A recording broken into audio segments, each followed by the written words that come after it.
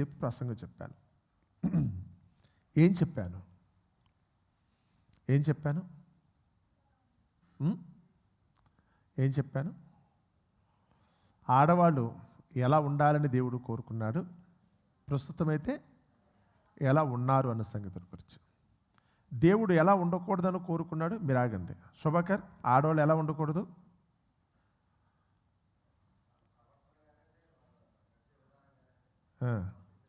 వాక్య ప్రకారం చెప్పండి.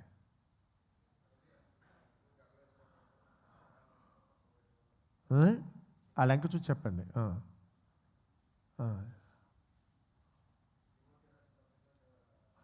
చదివి వాళ్ళు గట్టిగా వినిపించు.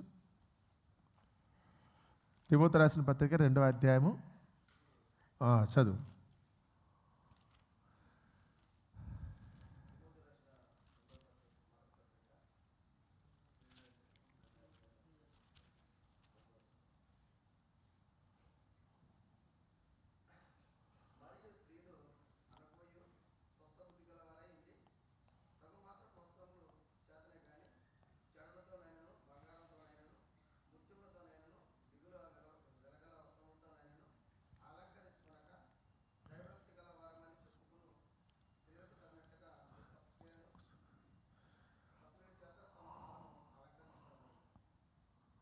ఎలా ఉండాలట?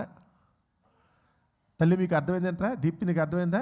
నుంచుని ఆడవాళ్ళు ఎలా ఉండకూడదో చెప్పాలికి. అటు తిరుగు. ఎలా ఉండకూడదో చెప్పాలికి.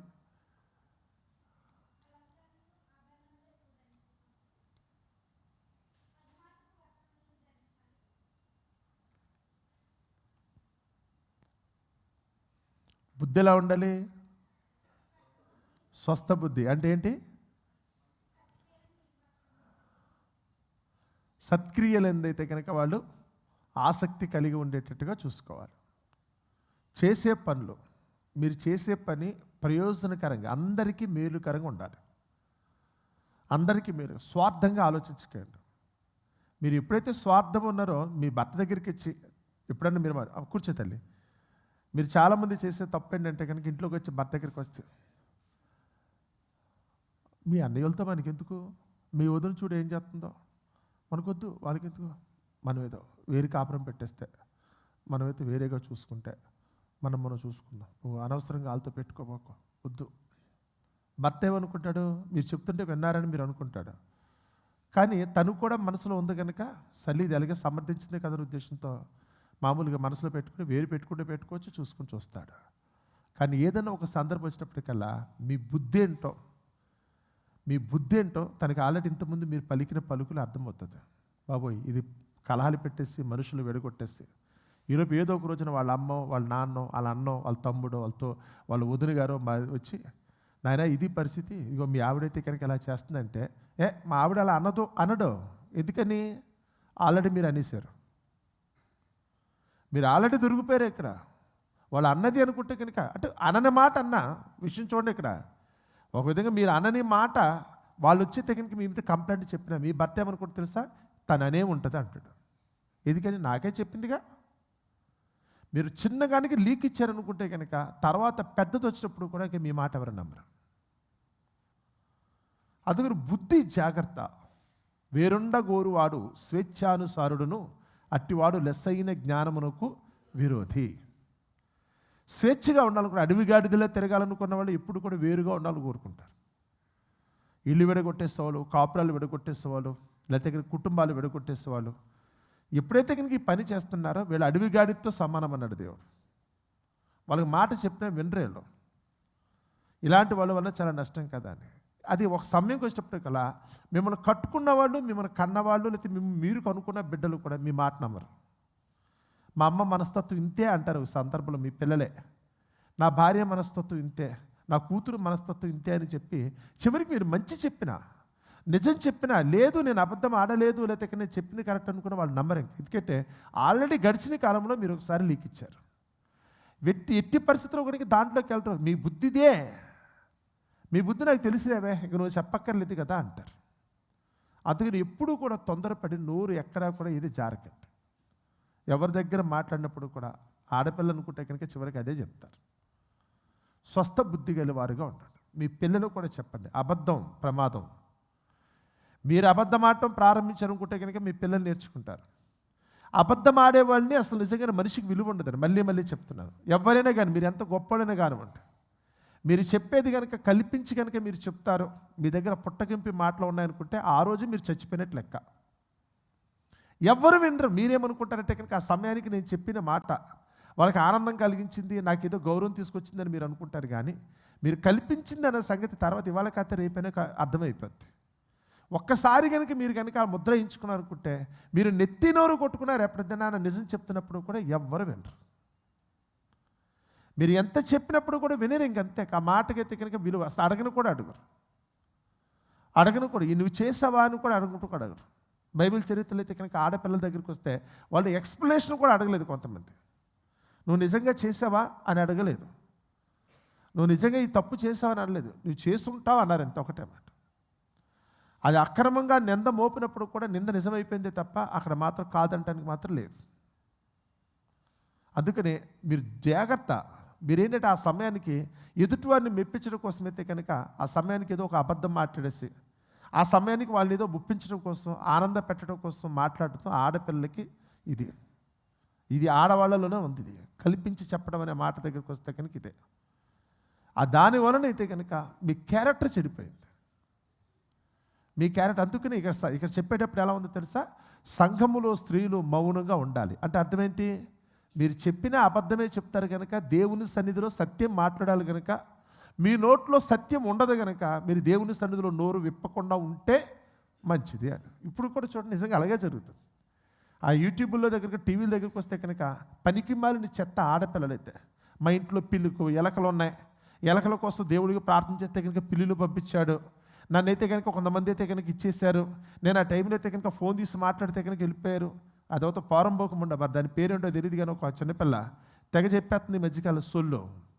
ఇలాంటి పనికిమాలి మాటలు చెప్తే కనుక దేవుని మాట గంభీరంగా ఉండాలి, బ్రతుకులు మార్చేటట్టు ఉండాలి. నవ్వుతున్నారు అందరూ కూడా. అదైతే కనుక ఆవిడ వస్తుంది కదా అయితే కనుక ఏసే నా ప్రియుడు అంతేనా ఏంటది పాట ఏంటది? ఆయనే నా ప్రియుడు, నేనే ప్రియురాలిని, ఏసే నా ప్రియుడు.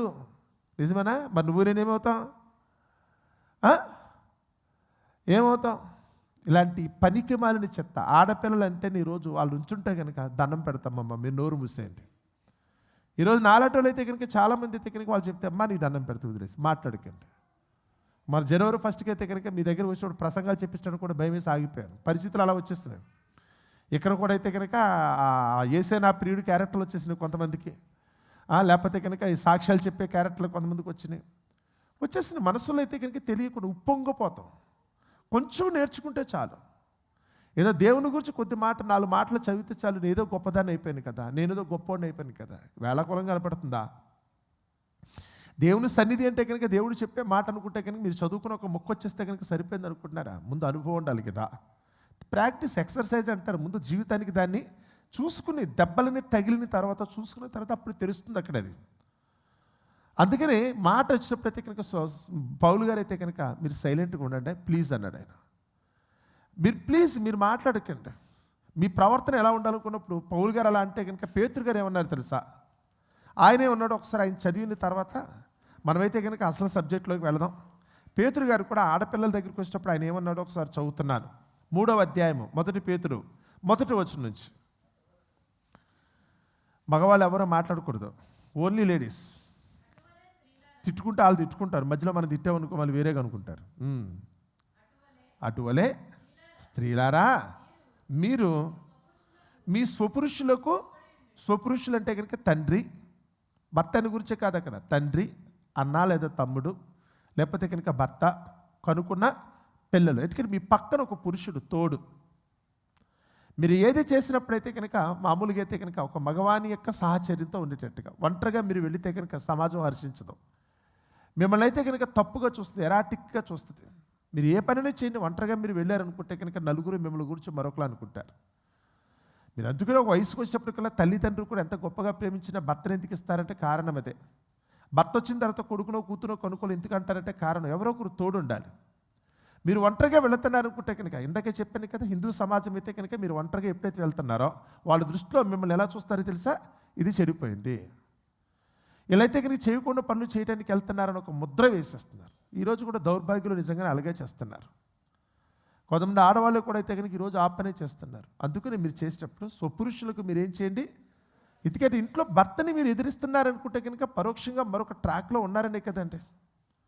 ఇంట్లోకి వచ్చి భర్తతో గొడవ పడుతున్నారు, భర్తని ఎదిరిస్తున్నారు, లేకపోతే ఇంకోటి చేస్తారంటే కనుక దాని అర్థం ఏంటంటే కనుక నా మనస్సు మరొక మీద ఉంది కదా అన్న భావన అయితే కనుక ఆ భర్త కలిగిపోద్దండి.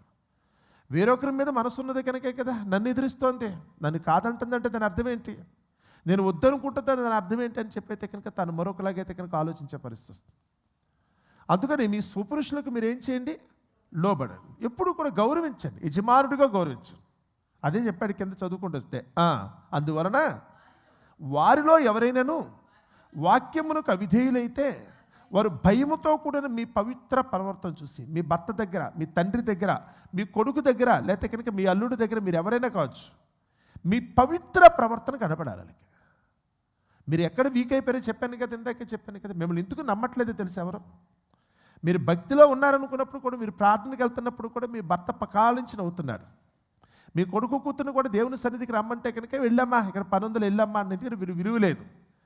కారణం ఏంటంటే మీరు దేవుణ్ణి నమ్మారన్నారే తప్ప, ఆ దేవుని నమ్మినందుకు మీలైతే కనుక ఆ దేవుడు ఇచ్చిన ఆ పవిత్రమైన ప్రవర్తన ఉందా లేదా వాళ్ళు చూస్తున్నారు. రోజు అక్కడే ఉంటారుగా.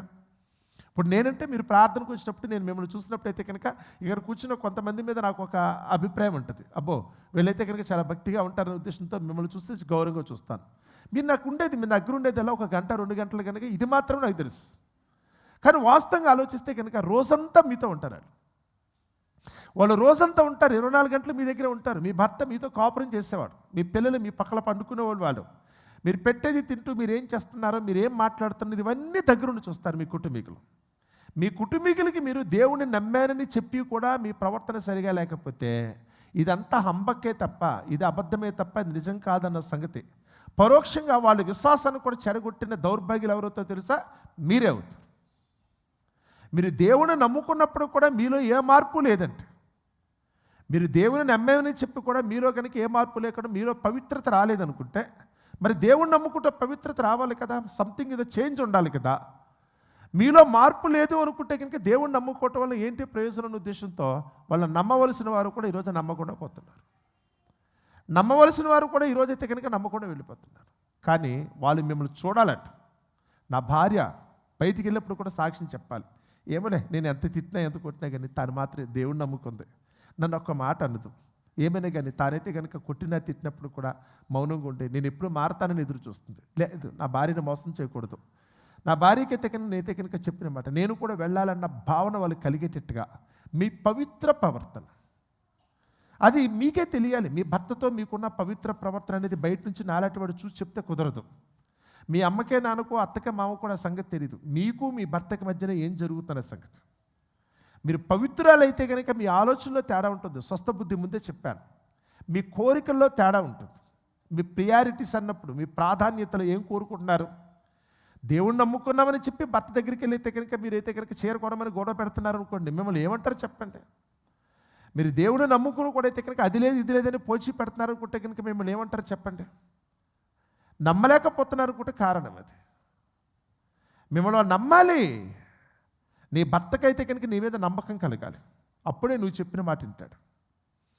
నీ భర్తకి నీ మీద నమ్మకం కలగాలి. ఎస్తేరు గారి మీద అయితే కనుక అవసరాజుకి నమ్మకం కలిగింది.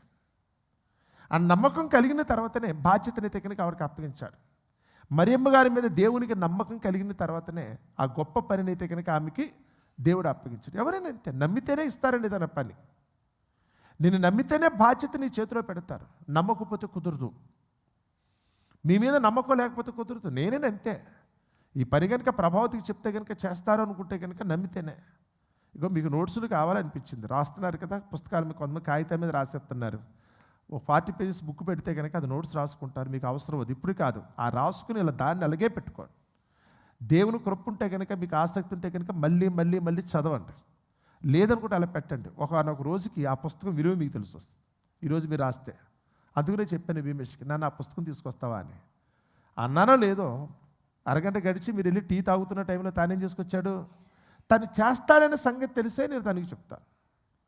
చేయని వాళ్ళకి చెప్పడం కుదరదు. తను చేస్తాడని నాకైతే నమ్మకుంటే జస్ట్ ఒక మాటే, ఆ మాట చెప్తే నాకు పని అయిపోద్ది. దేవుడు కూడా ఇలాగే చూస్తాడు.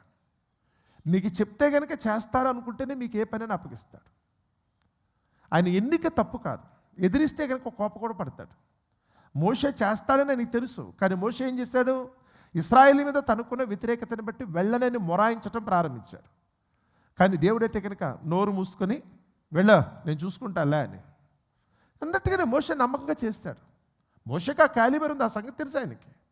ఎవరి సామర్థ్యం ఏంటో అని తెలుసు కదా. ఈరోజు మీ దగ్గరికి వచ్చినప్పుడు కూడా మీ సామర్థ్యం మీ భర్తకి తెలుసా? మీ మీద మీ భర్తకి నమ్మకం ఉందా? మీ తల్లిదండ్రులకి నమ్మకం ఉందా? మీ కొడుకు కూతురికి నమ్మకం ఉందా? మీరు తప్పు చేయరు, మీరు కరెక్ట్గానే ఉంటారని నమ్మకం వాళ్ళకుంటే మిమ్మల్ని నిజంగానే ఫ్రీ హ్యాండ్ ఇస్తారు. మీరు చెప్పిన ఆలోచన కూడా వాళ్ళు స్వీకరిస్తారు. కానీ మీ మీద నమ్మకం లేనంతసేపు మీరు చెప్పిన కన్నీళ్ళు పెట్టుకుని ఏడ్చినా వాళ్ళు నమ్మరు. మనిషి దగ్గర ఒక్కసారి కనుక నమ్మకం పోగొట్టుకున్నాం అనుకుంటే మీరు తల్లకిందులుగా తప్ప చేసినా మళ్ళీ ఆ నమ్మకాన్ని సంపాదించడం అంత ఈజీ అనే పని మాత్రం కాదు. అందుకని అంటున్నాడు, మీ స్వపురుషులకు దయచేసి గమనించండి. మీ తండ్రి, మీ కొడుకు, మీ భర్త, మీ అన్న, మీ తమ్ముడు, మీ మనవడి దగ్గరికి వచ్చిన చివరికి ఇప్పుడు నేనైతే కనుక ఇక్కడికి వచ్చినప్పుడు కూడా నేను కూడా మీకు అడిగితే కనుక ఆ స్థితిలో చూడాలి. మీరు ఎవరినైతే నమ్ముకున్న గురువు గారు అనుకున్నప్పుడు మిమ్మల్ని నడిపించేవాడిని కనుక మీరు కూడా నాకేం చేయాలి? లోబడి ఉండాలి. మీ తండ్రికి ఎలా లోబడి ఉంటున్నారు, మీ కొడుకు ఎలాగ లోబడి ఉంటున్నారో, మీ తోబుట్టులకి ఎలా లోబడి ఉంటున్నారో నా దగ్గరికి వచ్చినప్పుడు కూడా ప్రస్తుతం నేను ఈ సమయంలో మీ మీద నేనైతే కనుక కాపరిని. నా అజమాయిషిలో మీరున్నారు కనుక మీరేం చేయాలి? నాకు లోబడి ఉండాలి. నేను చెప్తే కనుక దాన్ని తూచ తప్పకుండా పాటించినట్టు ఉండాలి. మీరు తిరుగుబాటు చేసే మనస్తత్వం ఉంటే కనుక ఇక మిమ్మల్ని ఎవరూ నమ్మలేరు. మీరు తిరుగుబాటు చేసే మనస్తత్వం ఉంటే కనుక మీకు ఎవరూ నమ్మలేరు. అందుకని మీ స్వపురుషులకు మీరు లోబడి ఉండండి. వాళ్ళు లోబడి ఉంటే కనుక బెనిఫిట్ ఏంటంట? అందువలన వారిలో నీ తండ్రి కానీ, నీ కొడుకు కానీ, నీ భర్త కానీ, నీ తోబుట్టులు కానీ ఎవరన్నా ఒకవేళ కనుక వాక్యమునకు అవిధేయులైతే వారు మిమ్మల్ని చూస్తారు. మనుషులందరూ చదువుకునుచున్న పత్రిక మీరు దేవుని పత్రిక మిమ్మల్ని చూస్తే చాలు. దేవుని వాక్యం పాంప్లెట్ చదివినట్లు లెక్క. మీరే ఒక పాంప్లెట్, మీరే బైబిల్ వాళ్ళకి. కాబట్టి వాళ్ళు మీ పవిత్ర ప్రవర్తనతో కూడిన వాక్యమునకు అవిధేయులైతే వారు భయముతో కూడిన మీ పవిత్ర ప్రవర్తన చూచి వాక్యము లేకుండానే నేను వచ్చి ప్రసంగం చెప్పకుండానే తమ భార్యల నడవడి వలన రాబట్టబడవచ్చును. నేను వచ్చి మీ ఇంటికి వచ్చి చెప్తేనే కాదు, ఎవరో వచ్చి ఒక పాస్టర్ గారి పెద్ద అని చెప్తేనే కాదు, మీ ప్రవర్తనే మీ భర్తలు మారుస్తుంది. మీ ప్రవర్తన మీ ఇంటి వారిని మారుస్తుంది. తెలుసా? అలా మార్చేటట్టుగానే ఉన్నామా? అలా మార్చేటట్టుకున్నామా? చెక్ చేసుకోండి, మీరు చూసుకోండి అంతే. నేనైతే దాని గురించి ఏమన్నాను, కానీ మీరైతే కనుక భయముతో కూడిన మీ పవిత్ర ప్రవర్తన ఉందా? నేను దేవుని నమ్ముకున్నంతగాను నేనైతే కనుక విధేయతతోనే ఉన్నానన్న సంగతి మీరు చెప్తున్నారా? అలాగే మీ భర్తలను అయితే కనుక మీరు పట్టుకున్నారా? ఆయనకి ఎందుకు చెప్తున్నాడు? జడలు అల్లుకొనుటయు మీ మీద ఇందుకు లేదంటే కనుక మీరు పవిత్రంగా లేరు అని. మీరు పవిత్రంగా లేరు, మీరు దేవుని నమ్మేన నాటకం ఆడుతున్నారు తప్ప మీ దగ్గర ఏ మార్పు లేదు, ప్రయోజనం లేదన్న సంగతి వాళ్ళు ఎలా గ్రహిస్తున్నారు? మీ మీద గౌరవం ఎలా లేకుండా పోతుందో చెప్తున్నాడు ఇక్కడ. వారు మీరేం చేస్తారంటే జడలు అల్లుకొనుటయు, బంగారు నగలు పెట్టుకొనుటయు, వస్త్రములు ధరించుకొనుటయు, వెలుపటి అలంకారము మీకు అలంకారముగా ఉండక మీరందరూ కూడా దృష్టి దేని మీద పెడుతున్నారు? నువ్వు దేవుణ్ణి నమ్మేవా? మరి ఈ బిల్డప్ ఏంటి, ఈ మేకప్ ఏంటి, ఈ బట్టలేంటి, ఈ షోలేంటి? నువ్వు దేవుని నమ్మానంటున్నావు, ఈ బిల్డప్ ఏమో గంగిరెద్దులా ఉంది. నువ్వు నమ్మానని చెప్పి ఏంటిది? రెండింటికి కాంట్రాస్ట్ కుదరట్లేదు కదా. నువ్వు నమ్మితే ఎలా ఉండాలి? ఎందుకంటే దేవుణ్ణి నమ్మారు అనుకుంటే కనుక లోకం దృష్టిలో ఒక అభిప్రాయం ఉంది, దేవునికైనా కనుక అభిప్రాయం. నువ్వు దేవుని నమ్మావు అనుకుంటే కనుక నీ బ్రతుకులో ఒక హుందాతనం వస్తుంది. ఎక్కడా కూడా అయితే కనుక బలహీనతకు లోబడకుండా ఉండాలన్న దృక్పథం వాళ్ళకి తెలుసు. తాగుబోతూ తెలుసో లేదు మీకు బాగా అర్థం కావాల్సిందంటే కనుక మీ భర్త తాగుబోతు అయినప్పుడు కూడా దేవుని నమ్మితే ఎలా ఉండాలో తెలుసు. అందుకని మీ భర్త ఎప్పటికీ తాగుడు ఎందుకు మానట్లేదు అనుకున్నారు? నేను దేవుని నమ్ముకుంటే నేను తాగుడు మానాలి. వాళ్ళు అలాగే చెప్తారు కదా, నేను దేవుని నమ్ముకుంటే తాగుడు మానాలి. అందుచేత నా తాగుడు మానటం నాకు కుదరదు గనుక, సిగరెట్ తాగటం నేను మానలేను గనుక, ప్యాకెట్ ఆడకుండా నేను ఉండలేను గనుక, వ్యభిచారం చేయకుండా నేను ఉండలేను కనుకనే నేను ప్రార్థనకు రావట్లేదండి. పాస్టర్ గారు ఏమనుకోకండి, వాళ్ళకి స్పష్టంగా చెప్తున్నారు. నేను ప్రార్థనకు వస్తే ఇవన్నీ మానేయాలి. మానుకోలేను. నాకు ఈ బలహీనత ఉన్నది కనుకనే నేనైతే కనుక అక్కడికి రాలేను. కానీ మా ఆవిడైతే కనుక అక్కడికి వస్తుంది. కానీ ఏం మానుకుంది? ఇందులో ఎవరు కరెక్ట్ చెప్పండి? ఎవరు కరెక్ట్ చెప్పండి? నేను అక్కడికి వస్తే మానాలి, కానీ నేను మానలేను. ప్లీజ్ ఏమనుకోద్దండి పాస్టర్ గారు అంటే, నన్ను క్షమించాలి మీరు. అమ్మో ఇలాగే వాళ్ళు ఇంటికి వచ్చేటప్పుడు, మీ ఇంటికి వచ్చేటప్పుడు వాళ్ళు ఇలాగే మాట్లాడుతున్నారు. మీ ఇళ్ళ దగ్గరికి వచ్చేటప్పుడు వాళ్ళు ఇలాగే మాట్లాడుతున్నారు. పాస్టర్ గారండి మీతో మాట్లాడాలంటే భయం అండి. నేను రాలేదని అనుకోకండి, కొంచెం బలహీనతలు వదులుకోలేకపోతున్నానండి. వదులుకున్న రోజున వస్తానండి. నేను బలహీనతలు వదులుకున్న రోజున దేవుని సన్నిధికి వస్తానని చెప్తున్నాడు అతను. మరి మన దగ్గరికి వస్తే ఏమీ వదులుకోకుండా మన దేవుని సన్నిధికి అయితే కనుక ఎలా మోరేసుకుని గేదెలాగా వచ్చేస్తున్నాం. వాళ్ళు అదే చెప్తున్నారు. ఇక్కడ ఏం మారింది? మా ఆవిడ మాట మారిందా? బూతులు మారలా? ప్రతిదానికి గొడవ పెట్టేసుకుంటుంది. ఎక్కడా అనుకోలేదు, ఎక్కడా స్వస్థ బుద్ధి లేదు, తప్పులు చేస్తారు. మీ దేవుడు ఏమని చెప్పాడు? మీరు నమ్ముకున్న మీ దేవుడు అయితే కనుక ఎదుటివాడిని క్షమించమన్నాడా, లేకపోతే కనుక గొడవ పెట్టుకోమని చెప్పాడా? క్షమించమనే కదండి. యేసుబాబు అదే చెప్పాడుగా. వాళ్ళు అదే చెప్తున్నారు. యేసుబాబు ఏం చెప్పాడండి? క్షమించాడే కానీ యేసుబాబు ఎక్కడ కూడా అయితే కనుక ఇచ్చేయలేదు కదండి. మరి యేసుబాబుని నమ్ముకున్నారు కానీ ఈ గొడవ మానట్లేదు కదండి. దొంగలు ఎవరు చెప్పండి? దొంగలు ఎవరు? మీ పక్కింటి వాళ్ళు చూస్తున్నారండి మిమ్మల్ని. మీరు ఏదో అనుకుంటున్నారు. కోడొచ్చినా ఊరుకోరు, కుక్క వచ్చినా ఊరుకోడు, కాకి వాళ్ళినా ఊరుకోరు, చెట్టు నీడపడినా ఊరుకోరు. మీరు మహాభక్తులు. మళ్ళీ సాయంత్రం అయితే కనుక వదిన మా ఇంటికాడ సాయంత్రం ప్రార్థన. ఆ ప్రార్థనకి మీరు అందరూ వచ్చేయండి. నాలాటోడు వచ్చైతే కనుక అది బల్ల గుద్దేసి చొక్కాలు చింపేసుకుని పెద్ద ప్రసంగం. వాళ్ళు ఏమనుకుంటారు?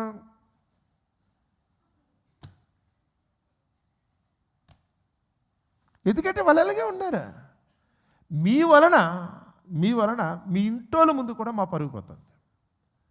మీ కుటుంబీకుల ముందే మీ అత్తగారు మామగారు అయితే కనుక మమ్మల్ని తృణీకరించి మాట్లాడుతున్నారు. మీకు తెలుసో లేదు? మిమ్మల్ని కన్న తల్లిదండ్రులు కూడా అయితే కనుక మీ ఇంటికి రమ్మని ప్రార్థనకు రమ్మంటే కనుక మేము ఆశగా వస్తున్నాం. కానీ వాళ్ళైతే కనుక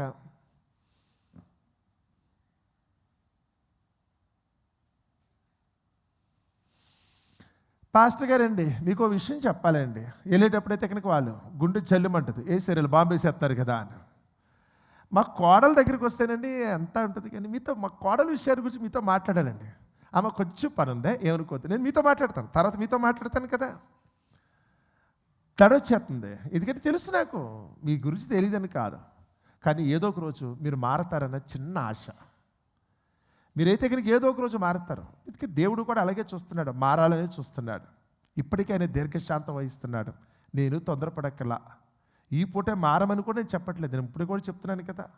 నేను చెప్పేది అయితే కనుక రాసుకుని అలా ఉంచండి. ఇప్పుడు నా మాట మీకు అర్థం కాదు. ఒక రోజు వస్తుంది, ఆ రోజు ఏడవకండి. ఆ రోజు ఏడుస్తారు మీరు. ఆ ఏడ్చే పరిస్థితి కనుక రాకుండా ఉండాలనుకుంటే ఇప్పటికైనా మారండి. మిమ్మల్ని ఎవరు నమ్మట్లేదండి. మిమ్మల్ని మీ ఇంట్లో వాళ్ళు నమ్మట్లేదు, మిమ్మల్ని దేవుడు కూడా నమ్మట్లేదు. నమ్మితే ఇలా ఉండరు. నేను ఒక్కటే గుర్తు, మిమ్మల్ని నమ్మితే కనుక ఇలా ఉండరు. దేవుడు మిమ్మల్ని నమ్మే రోజు రావాలి.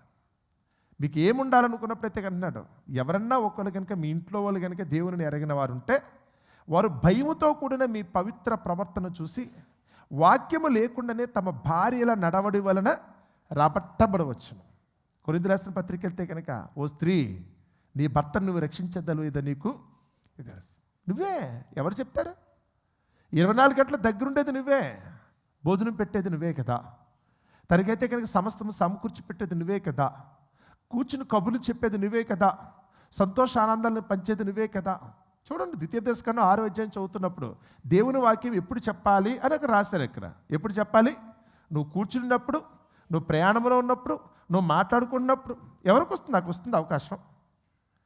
నీ ఇంట్లో నీ తండ్రి దగ్గరకో, లేకపోతే నీ తోబుట్టుల దగ్గరకో, నీ కొడుకు దగ్గరకో, లేకపోతే నీ భర్త దగ్గరకో నాకు ఇప్పుడు అవకాశం వస్తుంది. అలాగా ఈ పని చేయగలిగింది ఎవరంటే కనుక నువ్వు ఒక్కదానివే. చచ్చినట్టు అంటాడా? నువ్వు భోజనం పెట్టి కూర్చున్నావు అనుకుంటే కనుక మాట అయిపోతూ ఊరుకుంటావా? ఎన్ని మాటలు వినిపించలేదు మీరు? అలాగా మంచం దగ్గరికి వచ్చిన తర్వాత కనుక మీరు ఎన్ని సోళ్ళు చెప్పలేదు? మీకు అవసరమైనవన్నీ చెప్పలా? ఆ టైంలో ఏం చేస్తారు? నోరు మూసి వినాల్సిందే, నోరు మూసి వినాల్సిందే. మరి ఆ టైంలో మీరేం చెప్పారు? పనికిమాల విషయాలు చెప్పారు. కానీ ఈ రోజన్నా కానీ దేవుని మాట ఎప్పుడైనా చెప్పారా? రక్షణ కొరకు ఎప్పుడైనా చెప్పారా? మీ కుటుంబం బాగు కోసం ఎప్పుడైనా చెప్పారా? మీ పిల్లల బ్రతుకుల కోసం ఎప్పుడైనా చెప్పారా? మీరు చేయాల్సింది ఏంటో చెప్తున్నాడు అక్కడ. మీరు ఉండాల్సిందేదో చెప్తున్నాడు. అని కింద అంటాడు, వారు వాక్యము లేకుండానే ఎలాగా భయముతో కూడిన మీ పవిత్ర ప్రవర్తన చూచి వాక్యము లేకుండానే తమ భార్యల నడవడి వల్ల రాబట్టవచ్చును. కానీ మీరేం చేస్తున్నారంటే జడలు అల్లుకోవటం, బంగారు నగలు పెట్టుకోవటం, వస్త్రాలు ధరించుకోవటం, వెలుపటి అలంకారం మీకు అలంకారముగా ఉండక చాలామంది చూశానండి. చీర కట్టుకుంటారు, చీర కట్టుకుని అలంకరించుకున్న తర్వాత భర్త దగ్గరికి వెళ్ళి, ఏమండి ఎలా ఉంది చీర, నాకు నీ చీర ఎలా ఉందని ఆయనకే చెప్పాలా? చెప్పాలి, మనసులో ఉంటుంది కదా. ఇప్పుడు అవును మంచిదని చెప్పాలా? ఈ నగైతే కనుక ఏమండి ఎలా ఉంది, నాకు నచ్చిందా, నాకు మ్యాచ్ అయిందా, ఈ గాజులు మ్యాచ్ అయినాయి, నీ అలంకారం ఎక్కడుంది, ఓరి ఇది. ఇప్పుడు దీని మాటలు వినాలే. చిన్నపిల్లల దగ్గరికి వచ్చినప్పుడు కూడా ఏం చెప్తారు? చిన్నపిల్లలకి మీకు తేడా ఏంటి చెప్పండి అసలు. మీరు గాజులను బంగారు పెద్దవి చూస్తున్నారు, చిన్నపిల్లలు కూడా ఏం చేస్తారు? చిన్నపిల్లలు కూడా ఏం చేస్తారు? వాళ్ళు ఏదైనా చిన్న పని చేస్తే కనుక, నాన్న ఇది ఎలా ఉంది, అమ్మ ఇది చూడండి బాగుంది, సూపరు, అదిరిపోయిందంటే కనుక యా యా యా అనుకుని వెళ్ళిపోతారు. మీరు మీ భర్త కూడా అయితే కనుక వాళ్ళకి మీకు తేడా లేదు. మిమ్మల్ని చిన్నపిల్లలా చూస్తున్నారు. చాక్లెట్ ఇస్తే కనుక ఆనందపడిపోయే బతుకు మీది. జడ రిబ్బన్లు ఇస్తేనో లేకపోతే చేతి గాజులు ఇస్తేనో ఆనందపడిపోయే బతుకు మీది. మీరు సలహాలు చెప్తారా? ఇలాంటి చిన్నపిల్లల ఆలోచన లేకపోతే ఇలాంటి బలహీనమైన ఆలోచన ఎవడైనా వింటాడా? మీ మాట ఎందుకు వినట్లేదు అర్థమవుతుందా? మీ బుద్ధిని బట్టి చెప్తున్నారు. పెరగండి, మీరు పసిపిల్లలుగా ఉండకండి. మీరు పెద్దవాళ్ళు అయితే కనుక ఉన్నతంగా హుందాగా ఆలోచిస్తే అప్పుడు మీరు చెప్పే మాటకైతే కనుక అందరూ చేతులు కట్టుకుని వింటారు. మీరు చిన్నదానికి ఇలాంటి జల్లలు కూడా గురించా, జుట్టంతా పొడుగు, నా జుట్టంతా రాలిపోతుంది. జుట్టేంటి, రోడ్లో పళ్ళు రాలిపోయే రోజు వస్తుంది, నీ ఒళ్ళే రాలిపోయే రోజు వస్తుంది. జరగలేదు ఏంటి, దాని గురించి ఫీల్ అయిపోతున్నారేంటి? జుట్టు రాలిపోయిందని ఏమన్నా బాధపడతాడా? లచ్చలు పోయినా బాటలు పట్టలేదు, డబ్బులు పోయినా పర్వాలేదు, పరువు పోయినా పర్లేదు, వీళ్ళకి ఒంటి మీద దెబ్బలు తగిలినా పర్లేదు, కానీ జుట్టు రాలిపోతే బాధ. ఏమనుకుంటారని మిమ్మల్ని చూసి? అది విలువ అంత అవసరమా? మీరు జడలు అల్లుకోవటం మీద మీకున్న శ్రద్ధ, బంగారు నగలు పెట్టుకోవటం మీద మీకున్న శ్రద్ధ, వస్త్రములు ధరించుకోవటం మీద మీకున్న శ్రద్ధ, చివరికి వెలుపట్టి అలంకారం. దేవుని కృపను బట్టి ఇక్కడ కూర్చున్న మీలో పెద్ద అలవాటు లేదేమో కానీ, అదే పట్టణాల్లో ఉన్న వాళ్ళైతే కనుక వారానికి ఒకసారి ఎక్కడికి వెళ్తారు?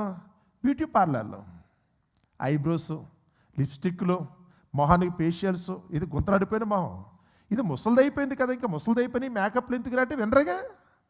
ఏంటి టీనేజ్ గర్ల్సా మీరు పెళ్లి చూపులకి వెళ్తున్నారా? నాకు చాలా డౌట్ వస్తూ ఉంటుంది.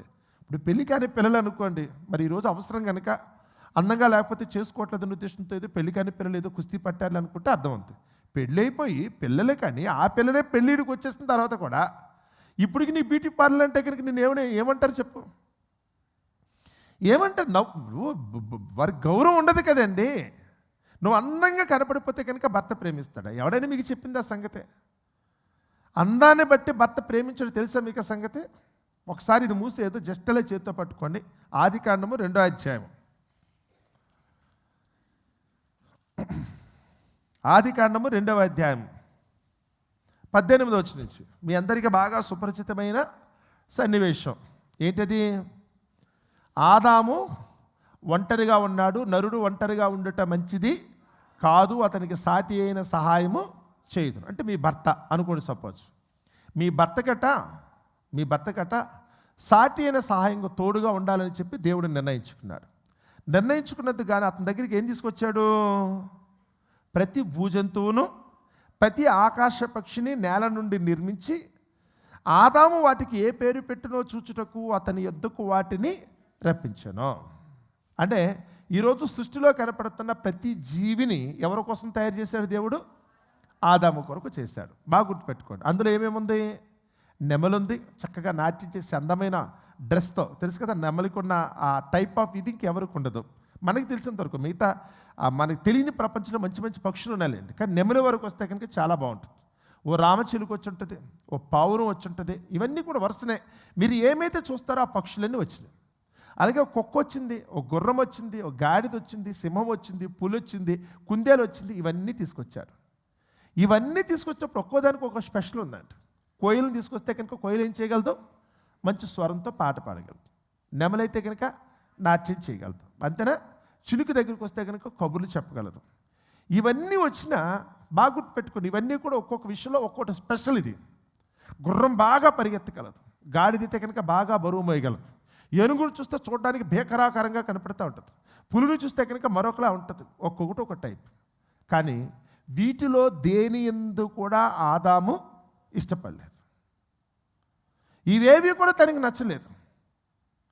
వీటేటిని కూడా దేవుడికి నచ్చలేదు, అది ఆదాముకి నచ్చలేదు. మీరు కూడా అనుకోండి, మీరు ఎలా ఉంటే కోయిల్లా ఉంటే కనుక మీ భర్త ఇష్టపడతారు మీరు అనుకుంటున్నారా ఏంటి? మీరు లేకపోతే నెమల్లా ఉంటే కనుక మీ భర్త ఇష్టపడతారు మీరు అనుకుంటున్నారా? మీరు కోడి పెట్టలాగానో లేకపోతే కనుక పావురులాగా ఉంటే కనుక మీ భర్త ఇష్టపడతారు అనుకుంటున్నారా? అనవసరం ఓవర్ యాక్షన్ చేయకండి. ఇది నచ్చదని ఎవరు నిర్ణయించారో తెలుసా? సృష్టి ప్రారంభంలోనే తొలి మగాడు చెప్పాడు, ఇవే నాకు వద్దన్నాడు. ఒక్కొక్కలా ఉంటే కనుక ఒక నచ్చుద్దని మీరు అనుకుంటున్నారేమో, గుర్రంలా ఉంటారని మీరు అనుకుంటున్నారేమో.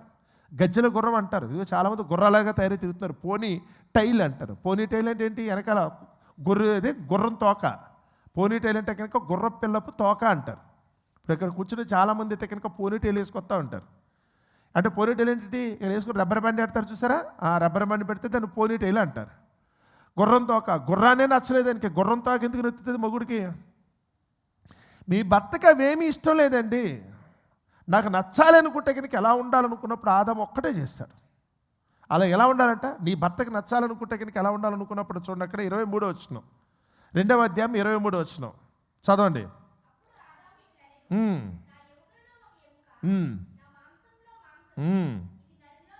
ఎలా ఉండాలనుకున్నాడట? మీరు ఎలా ఉంటే మీ భర్తకి నచ్చుతాడు అనుకుంటే సింపుల్ అండి. నాలోది భాగమే ఉండాలి, నాలాగా ఆలోచించాలి, నా కష్టం తను కూడా పడాలి, నా సుఖం తను కూడా పడాలి, నా బాధను తను కూడా పంచుకోవాలి, నా ఆలోచనలు అయితే కనుక భాగమే ఉండాలి. నేను వేరుగా ఉండకూడదు, నేను వేరు తాను వేరన్న భావన కాకుండా మేమిద్దరం ఒక్కటై ఉంటే, మీ భర్తకి మీరు ఇష్టపడేది మీకు నచ్చేది ఎప్పుడంటే కనుక మీ భర్త యొక్క కష్ట సుఖంలో మీరేం చేయాలట? పాలు పంచుకోవాలి కదా అంటారు. మీ భర్త మీ అందాన్ని చూసి ప్రేమిస్తారనుకుంటే తప్పండి. తాత్కాలిక కొంతమంది ఉంటారండి ఊరికే అందంగా, కానీ అందం ఎప్పటికి ఉండదుగా మీకు తెలుసు కదా. మీ ఒంట్లో ఉన్న పరువు ఎన్నాళ్ళు ఉంటుందండి? మీకున్న యవన ప్రాయం ఎంతాళ్ళు ఉంటుందో మీకు తెలియదు ఆ సంగతే. ఇవేవి నిజం కాదు కదా, ఆ సంగతి భర్తకు కూడా తెలుసు. మీరు ముసలది అయిపోయినప్పుడు కూడా, వృద్ధురాలైనప్పుడు కూడా అప్పటికి కూడా గుండెలకి ఎప్పుడు అత్తుకుంటాడో తెలుసా? మీలో ఉన్న ఉంపు సొంపులను బట్టి కాదు, నా టైంకి మీ దగ్గర ఏముండదు, కానీ హత్తుకోవాలనుకుంటే కనుక ఏంటో తెలుసా? నా ఎముకలో ఎముక, నా మాంసంలో మాంసం, నాది, నా బ్రతుకులో ఒక భాగం, నా బ్రతుకులో సగభాగం. నేనేమై ఉన్నానో నా కష్ట సుఖాలన్నిటినీ పంచుకుంది, నా సుఖ సంతోషాలన్నిటినీ పంచుకుంది, నా వేదన బాధ తెలుసు, నా కష్టము సుఖం అంతా కూడా తనకి తెలుసు.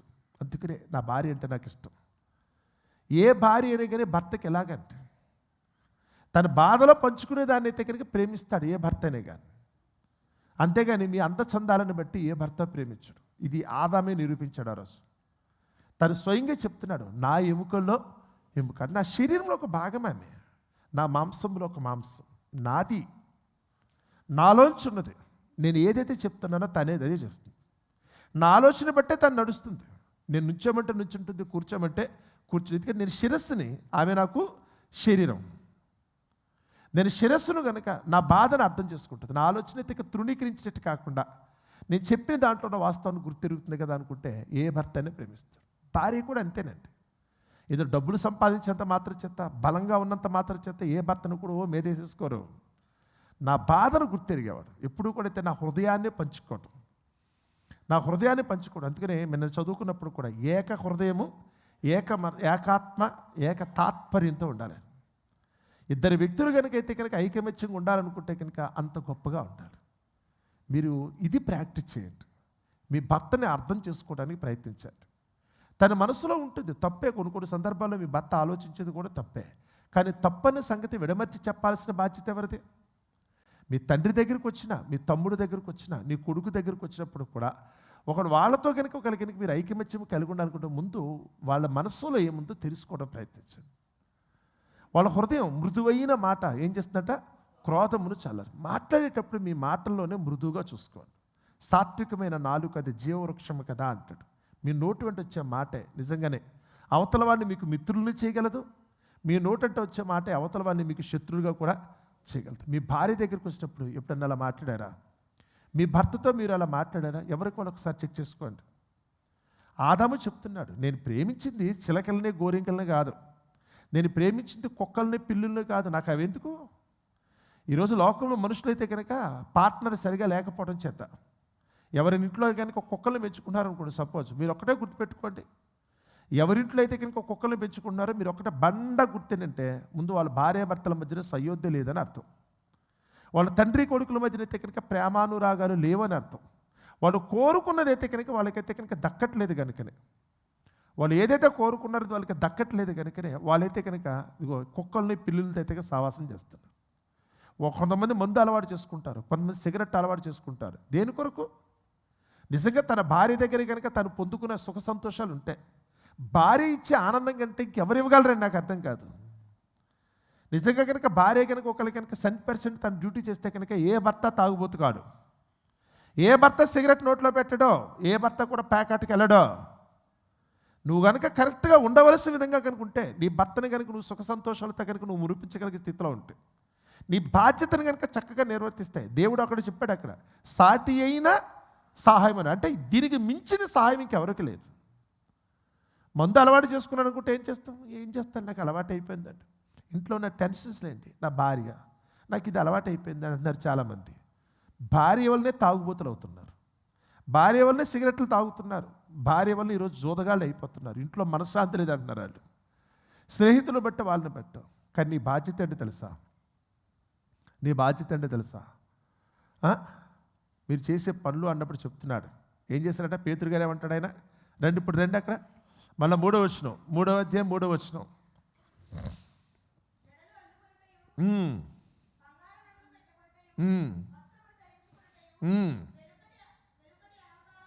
అలంకారముగా ఉండక మీరు ఎలా ఉండాలట?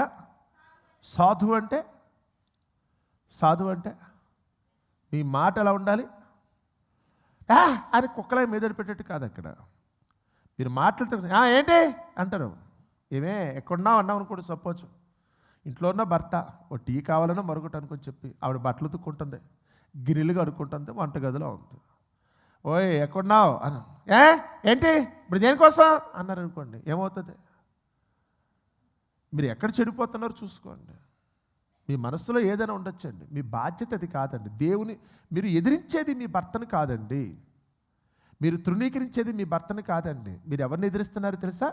దేవుని నియమమును ఎదిరిస్తున్నారు. మీరు దేవుని ఆజ్ఞను ఎదిరిస్తున్నారు. గుర్తుపెట్టుకోండి. మీరు చెడగొట్టేసుకుంటుంది ఎక్కడ అంటే కనుక మీ భార్య భర్తలు ఏముందని మీరు పక్కన పడేయండి. ఆయన మంచోడు కాదు, మీరు మంచోడు కాదు, ఇద్దరు కూడా దొందులే. దీని గురించి ఎవడో పట్టించుకోడు. ఇదంతా చెత్త. రేపటి దిన నరకానికి పోయే బ్యాచ్ని గురించి నేను ఆలోచించట్లేదు. కానీ మీరు చేసే పని ఎవరు కోపం వస్తుందో తెలుసా? దేవునికి కోపం వస్తుంది. నేను సృష్టించింది దేనికోసం? ఆడది ఎందుకు సృష్టించబడింది? ఆడపిల్ల ఎందుకు సృష్టించబడింది? ముందు కారణం తెలుసుకుంటే కనుక నోరు పెగలదండి. అందుకనే మీరు ఎలా ఉండాలనుకున్నప్పుడైతే కనుక సాధువు అయినట్టు, సాధువు అనుకుంటే కనుక గొర్రె, ఓ మేక, ఒక ఆవు, ఒక గేదె, ఇది పళ్ళేసి మీదడిపోదు. ఇది సింహంలాగానో కాట్ల కుక్కలాగా మీదడిపోవవి, అరవవి. మీరైతే కనుక పాలు పితుకుతుంటే కనుక అవన్నీ ఏం చేస్తామంటే, పాలు పితుకుతుంటే వాటి నొప్పే అయినప్పుడు కూడా ఏం చేస్తే తెలుసా? అలాగే చూస్తాయి. గొర్రె అయితే కనుక దాన్ని కోసేస్తున్నప్పుడు కూడా అలాగే ఉంటుంది. సాధువు అంటే దాని అర్థం అదే. నేను దానికోసం నియమించబడ్డాను. గొర్రె అనుకుంటుంది నేను చావటం కోసమే, నేను మాంసంగా ఉండి వాళ్ళకి ఆహారం దాని ఆకలి తీర్చడం కోసమే నా యజమాని నన్ను పెంచుకున్నాడు. ఎన్నాళ్ళు నన్ను పెంచుకున్న నా యజమాని కోసం నేను చచ్చిపోవడానికి సిద్ధం. ఓ గేదేమనుకుంటుంది, మీరు ఎల్లైతే కనుక దాని దూడని ఎదురుగా పెట్టుకోడైతే కనుక ఓ పిండేస్తున్నా కానీ అలా చూస్తుంది. దాని ఎదురుగా ఉన్న దూడైతే కనుక అమ్మా, మనకైతే కనుక ఎక్కడా కానీ కనీసం కనికరము, జాలి, దయ్యం అనకూడదు. ఎందుచేత ఆ పశువు చిన్న దూడ నోరు కొట్టేసి దాంట్లో ఉన్న ఆఖరి చుక్క కూడా పీల్చేస్తాం మనం. దాని ఆఖరి చుక్క కూడా పీల్చేస్తాం. అయినప్పుడు కూడా గేదె ఎందుకు అని అడగదు. ఎందుకంటే నన్ను పెంచుకున్నారు, వీళ్ళు నన్ను మేపుకున్నారు, నా బాధ్యత ఇది. మరి మీ భర్త మిమ్మల్ని భరించేవాడిగా ఉండటానికి, మిమ్మల్ని ఏరుకునేవాడిగా ఉండటానికి, మిమ్మల్ని పెంచుకోవడం కోసం అయితే కనుక ఈరోజు అయితే కనుక తను తెచ్చుకున్నాడు. సాటి అయిన సహాయంగానే ఉన్నారా? సాధువుగానే మీరు ఉన్నారా? యజమానుడు ఇక్కడికి ఎందుకు వచ్చేటప్పటికల్లా ఈవిడేమని పిలిచిందట? శారమ్మ గారు ఏమని పిలిచారట? చదవండి, 6వ వచనం చదవండి. ఆ ప్రకారం శారా అబ్రహామును యజమానుడని పిలుచుచు. ఎవరికి యజమానుడు? ఓ గేదెకి యజమానులు ఉన్నారు, మన యజమానులు గేదెలకి. ఓ మేకలకి గొర్రెలకి మన యజమానులు. అందుకని మనకి ఎదురు సమాధానం చెప్పవు. మనం అమ్మేస్తున్నా అలాగే చూస్తూ కూర్చుంటాయి. ఈరోజు యజమానుడు భర్త దగ్గరికి వచ్చినప్పుడు కూడా అయితే కనుక నా యజమానుడు కాబట్టి నా భర్త ఏది చేసినప్పుడు కూడా నేనేం చేయాలి? అలా ఉండుంటే కనుక ఈరోజు కాపురంలో చిచ్చులు రావంట. ఈరోజు మీరు దుఃఖపడే పరిస్థితులు రావంట. ముందు మీరు సాధువుగా ఉండండి. ఆడపిల్లంటే సుకుమారంగా ఉండాలండి. నేను కూర్చుని మీ అందరి దగ్గరికి వచ్చినప్పుడైతే ఒకటే మాట అండి, ఆడపిల్లని మీరు దయచేసి ఒక తండ్రి స్థానంలో ఉండి నేను చెప్తున్నాను. మీరు ఎలా ఉంటే కనుక మీ భర్తలకు ఇష్టమవుతుందో తెలుసా? సుకుమారం అంటే అర్థం ఏంటి? చేతిలో ఉన్న పూబంతి కదా అంటారు. పెళ్ళైనప్పుడైతే కనుక ఆ పాన్పులు వేసినప్పుడైతే కనుక మల్లెపూల బంతి పూలు ఇదేంటి ఉండ చుట్టి ఒకరినొకరు విసురుకోమని చెప్తారు. అది చెప్పేటప్పుడు కూడా మగపిల్లడికి అయితే కనుక అక్కడ ఎవరైతే పూజారు ఉన్నాడో, అంటే క్రైస్తవులు అయితే కనుక చెప్పడానికైతే కనుక అవకాశం లేకుండా ముందు వెళ్ళిపోతున్నారు, కానీ అక్కడ చెప్తారు, నీ భార్యని అంత సుకుమారంగా చూసుకున్నా, ఆవిడ సుకుమారంగా పువ్వు లాంటిది నాన్న. ఆవిడ ఎప్పుడైతే కనుక సుకుమారంగా చూసుకో, కొట్టొద్దే, ఆవిడ హార్ష్గా మాట్లాడొద్దే, చేయి చేసుకునే పరిస్థితి రావద్దు నాయన. చిన్నపిల్ల లేకపోతే కనుక ఆమెతో సుకుమారంగా పెరిగింది, లలితంగా ఉంది కదా అని భర్త అనుకుంటాడు. నిజమే కదా, నా భార్య ఎలాంటిదని మొదటి రోజు పంప అలాగే అనుకుంటాడు. కానీ సుకుమారంగా ఉన్నారా ముండ్ల కంపాన సంగతి ఎప్పుడు తెలుస్తుంది?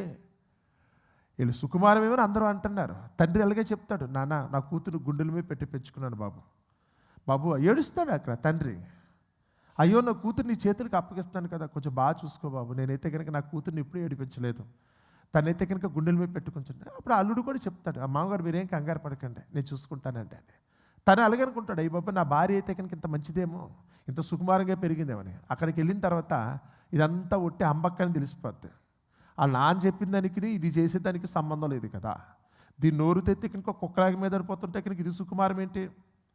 అయిన దానికి కాని దానికి డామ్ డమ్ అనేది అరిసేస్తుంటే కనుక సుకుమారం అని చెప్పి ఇదంతా ఒకటి అబద్ధం అని చెప్పట. మామగారి మీద కోపం వచ్చేది, దీని మీద కోపం వచ్చేది, చివరికైతే కర్ర చేసి తక్కుపట్టేస్తాడు. మీరు సుకుమారంగా ఉంటే కనుక అవతలాడు సుకుమారంగా చూసుకుంటాడు. సాధువుగా ఉండండి. మీ నోటంట మాట. తల్లి ఎలా మాట్లాడుతుంది, బిడ్డతో ఎలా మాట్లాడుతుంది? తల్లి బిడ్డతో ఎలా మాట్లాడుతుంది? రేయ్ అంటదా? మమ్ము కదా, నాన్న కదా, కొంచెం ముద్ద తినమ్మా. వాడైతే ఓహో అన్నాను, లేదు కదన్న మంచోడు కదా, మా బంగారు నాన్నగాడు. మీ భర్త దగ్గర కూడా మీరు ఎలాగే ఉండాలని సంగతి మీకు తెలుసా?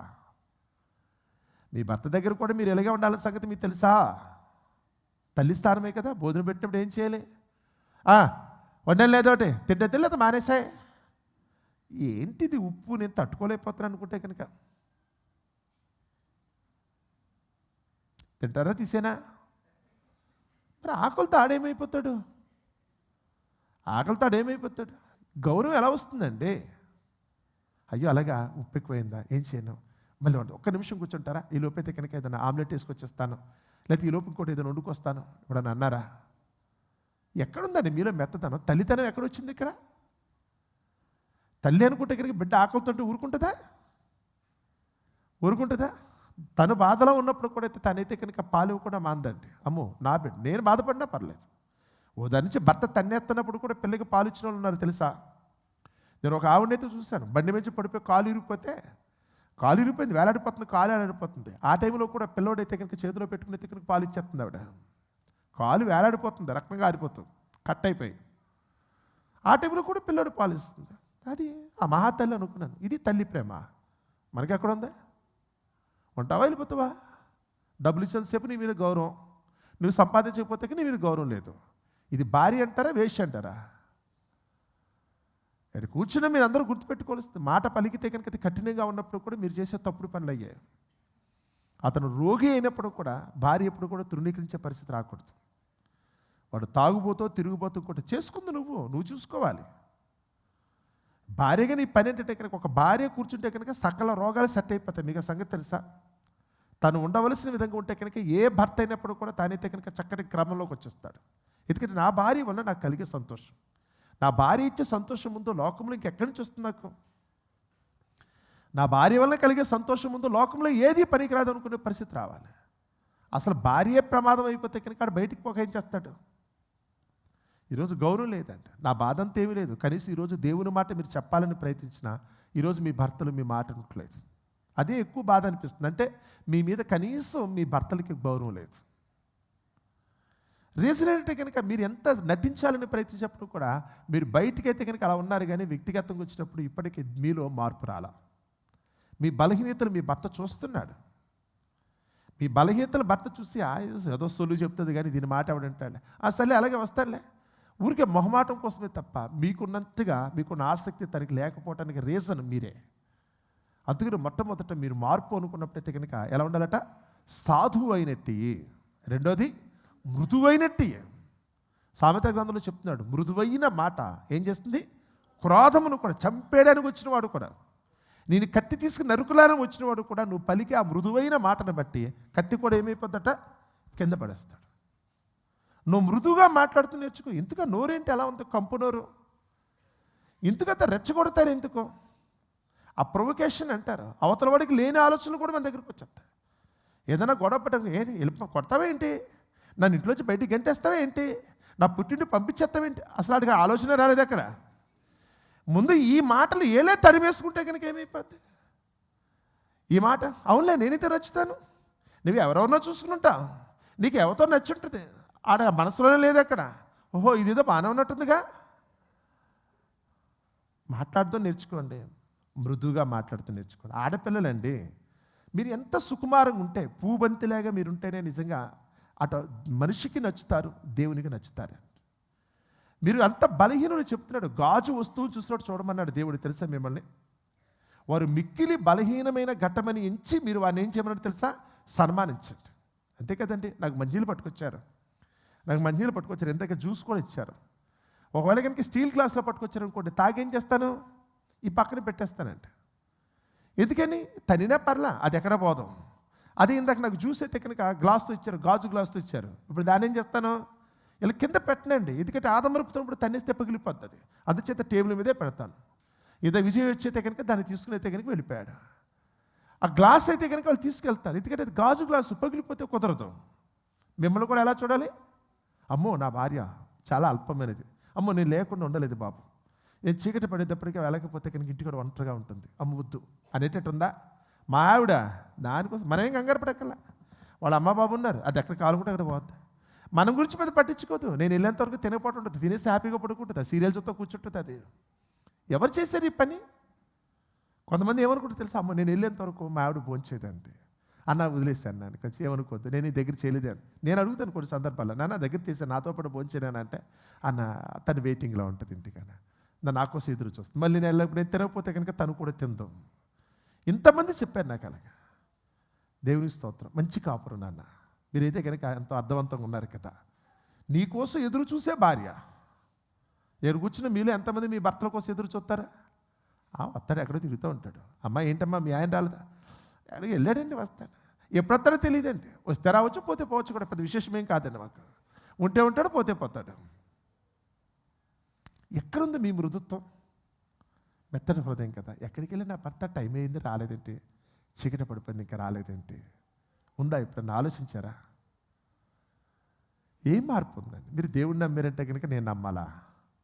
బయట వాళ్ళ ముందైతే కనుక అబద్ధం ఆడుతున్నా, నాకు తెలుసు, నేను అబద్ధం ఆడుతున్నాన్న సంగతి అందరికీ తెలుసు. నన్ను నేనైతే కనుక ఇచ్చేసుకోవటం. మీరు ఎలా కాదండి, మీ దగ్గరికి వచ్చి నేను నుంచి మిమ్మల్ని పక్కన పెట్టుకుని నాతో పాటు ఊరేగింపులు మిమ్మల్ని పాలు పంచుకుంటే కనుక అందరికీ చూపిస్తున్నాను మిమ్మల్ని. తీరా చూస్తే కనుక ఎలా గొప్ప బ్యాచ్ పెట్టుకు తిరుగుతున్నాడు కదా. వీళ్ళ ఇంట్లో గౌరవం లేదు, వీళ్ళకి కనీసం భర్తను చూడడం చేత కాదు, పిల్లల్ని పెంచుకోవడం చేత కాదు. మళ్ళీ యేసు ప్రభు కోసం అయితే కనుక వీళ్ళు పెద్ద ఊరేగింపు. మిమ్మును బట్టే కదా దేవుని నామము అన్ని జనుల మధ్యన దూషించకూడదు. ఉందా మీ దగ్గర? మీరు సాధువులుగా ఉన్నారా? మీరు మృదుత్వంతో మీరున్నారా?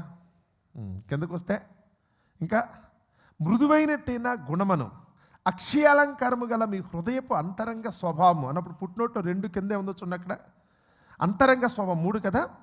అంతరంగ పురుషుడు మీకు అలంకారముగా ఉండవలేను. మీ అలంకారం ఎవరు?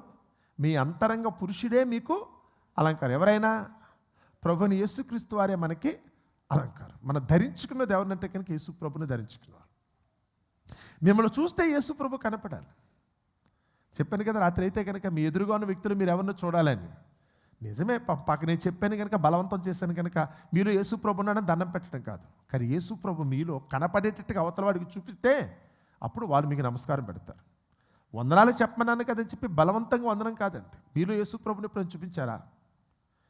మీరు యేసు ప్రభు కనపడితే వద్దనుకున్న నమస్కారం పెడతారు. మీ అంతరంగ పురుషుని అయితే కనుక అక్కడైతే కనుక మీరైతే కనుక చేయలే కదా. తర్వాత అది దేవుని దృష్టికి మిగుల విలువ గల. దేవుని దృష్టి అయితే కనుక వాల్యుబుల్ అనుకున్నప్పుడు మీ బంగారం కాదండి, వజ్రాలు కాదండి, మీరైతే కనుక కట్టుకున్న బట్టలు కాదండి విలువ. దేవుని దృష్టి విలువైనది ఏంటి? మీ అంతరంగ స్వభావం. దేవునికి అయితే కనుక అక్షయాలంకారము కదా, అలంకారము కంటికి కనపడదు. అది ఆ అక్షయాలంకారమే మీకైతే కనుక విలువైనదిగా కనపడాలి. అటువలే పూర్వము దేవుని ఆశ్రయించిన పరిశుద్ధ స్త్రీలు తమ స్వపురుషులకు లోబడి ఉండుట చేత తమ్మును తాము అలంకరించుకునేది. వాళ్ళ అలంకరణ ఏంటి? మందిరానికి రమ్మంటే కనుక మీరు అలంకరించుకొస్తున్నారు. మీరేం అలంకరించుకొస్తున్నారు? చీర, నగలు, మేకప్ వేసుకొస్తున్నారు. కానీ వాస్తవంగా మీరు చర్చికి వచ్చారు, పిలిచారనుకుంటే కనుక, ఫంక్షన్కి పిలిచారనుకుంటే మీరు వచ్చేటప్పుడైతే కనుక మీ అలంకరణ మీరు అనుకున్న ఈ అలంకరణ కాదు. నిజమైన మీ అలంకరణ ఎవరో తెలుసా? మీ భర్తలే మీకు అలంకరణ. మీ స్వపురుషులు ఎవరైతే ఉన్నారో వారు మీకు అలంకరణ. మీ తండ్రి ఉండొచ్చు అక్కడ, మీ కొడుకు ఉండొచ్చు అక్కడ, మీ భర్త ఉండొచ్చు. మీతో పాటు అయితే కనుక వాళ్ళు మీకు సెక్యూరిటీగా వాళ్ళు కూడా వచ్చేటట్టు ఉండాలి. మా అమ్మ వెళుతుంది నేను వెళ్ళాలి అని నీ కొడుకు అనుకునేటట్టు ఉండాలి. నా భార్య వెళుతుంది నేను తోడు ఉండాలి. నా కూతురు వెళుతుంది నేనైతే కొడుకు తోడు ఉండాలనుకునేంత పరిస్థితి అనుకుంటాలి. ఎందుకంటే మిమ్మల్ని అపురూపంగా చూసేటట్టు ఉండాలి. వాళ్ళైతే కనుక అలా అలంకరించుకున్నారు. మన అలంకరణ చీర ఉంటే చాలు, మనకి భర్త లేకపోయినా పర్లా, నగలుంటే చాలు, తోబుట్టు లేకపోయినా పర్లా, అంతేగా మేకప్ ఉంటే చాలు, తండ్రి లేకపోయినా పర్లా. మీరు అనుకున్న అలంకరణ వేరు, దేవుడు కోరుకుంటున్న అలంకరణ వేరు.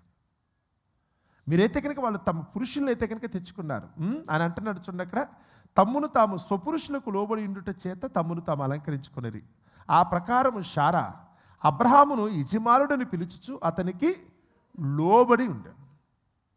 లోబడి కొన్ని సందర్భాలు అయితే కనుక శారమ్మ గారిని ఎదుటివాడికి ఇచ్చేశాడు. నువ్వు వాళ్ళతో పాటు వెళ్ళిపోమన్నప్పుడు ఎందుకు ఏమిటి అని కూడా ఆవిడ అడగలేదు. ఎందుకు ఏమిటి అని కూడా అడగలేదు. నా భర్త చెప్పాడు, శిరోధార్యం. ఆవిడైతే గొడవ పడలేదు, అక్కడ అరుపులు కేకలు లేవు. అక్కడ ఆవిడైతే కనుక చెప్పిన మాటకైతే కనుక ఆవిడ లోబడిపోయింది. మీరును కూడా యోగ్యముగా నడుచుకొనొచ్చు, ఏ భయమునకు బెదరక ఉన్న ఎడల ఆమెకు మీరేమవుతారు? పిల్లలు అవుతారు. మీరు శారా పిల్లలేనా? అదే మగవాళ్ళ దగ్గరికి వస్తే కనుక ఎవరి పిల్లలు అవ్వాలి? వాళ్ళు అబ్రహాము పిల్లలు. ఎందుకంటే కనుక రేపటి దినాన్ని మనం చనిపోతే కనుక వెళ్ళవలసింది ఎక్కడికి?